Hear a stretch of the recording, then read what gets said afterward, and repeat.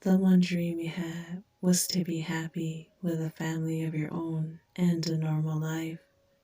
One part of your dream became a reality when you met Sal in the candlelit church. That night was peaceful, like any night when a church has a cemetery around it.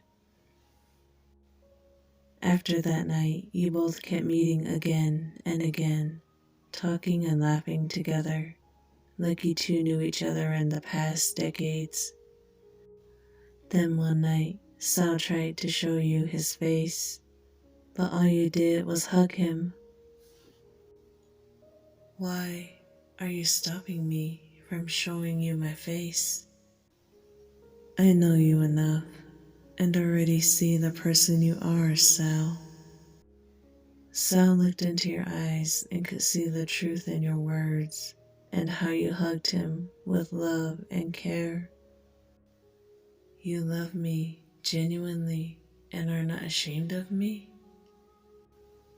Of course not. I love you, Sal, and could never be ashamed of you. The times you would go with Sal shopping or just to look around the city made you happy. However, when people would say something about how Sal's face looked the next day, that person would be dead or would be in the newspaper. To you, this world was too unclean for Sal. The person that you loved did not deserve to be hurt or humiliated. That very second, that evening, was when the both of you made one choice you knew it changed things. That night, you and Sal returned home with a baby boy who could have died of starvation because their mother had already been killed. He's asleep now, Sal. What's wrong? It was like Sal was in his own world for a few seconds and then back again. Sal just hugged you tightly as he trembled at the same time, holding on to Sal as you combed his hair, with your fingers slowly trying to comfort Sal. I'm alright, just remembering things. Sal, nothing will ever happen to me, alright? I promise. Gently pressing his forehead against yours, just being this close to Sal meant he trusted you. Even though you hid things from Sal, to you it was worth keeping him safe and happy. Kissing Sal's lips lovingly and affectionately with all your love and feelings you had for him alone. Late that night, after checking on Sal and your adopted son, you left the house to clean up that mess of unclean people in the city. The first person to disappear was the arrogant businessman that tried to hurt Sal in front of the police station. The second was one of the men that killed the innocent woman who had been the mother of your adopted son. The way these unclean people begged for their lives had made you laugh when they seen who you really were. Not a human, but an angel demon.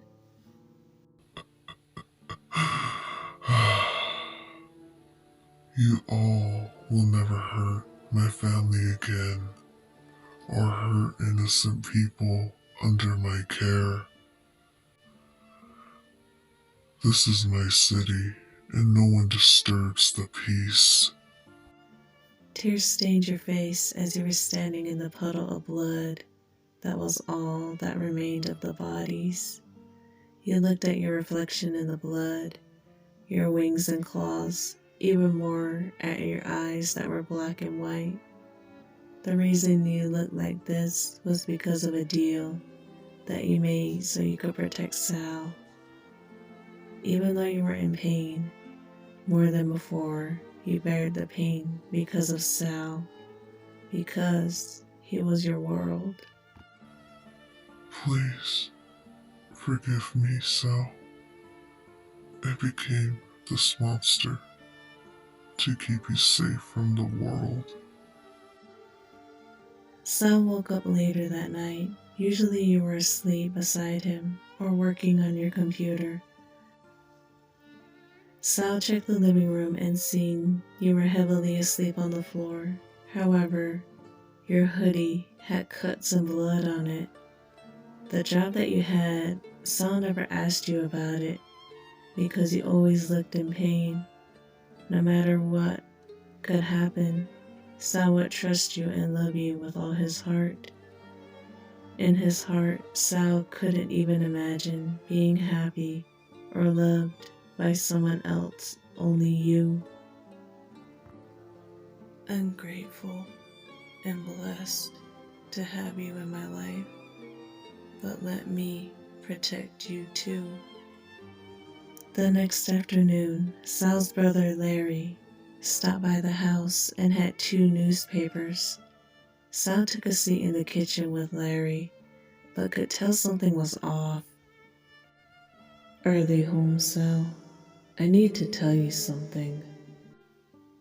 The both of them went to the library. And what is so important, Larry? Larry placed both newspapers in front of Sal. Both newspapers had the same building, but from different angles, and Larry had circled 4 spots in each picture. Larry looked at Sal with the seriousness and concern.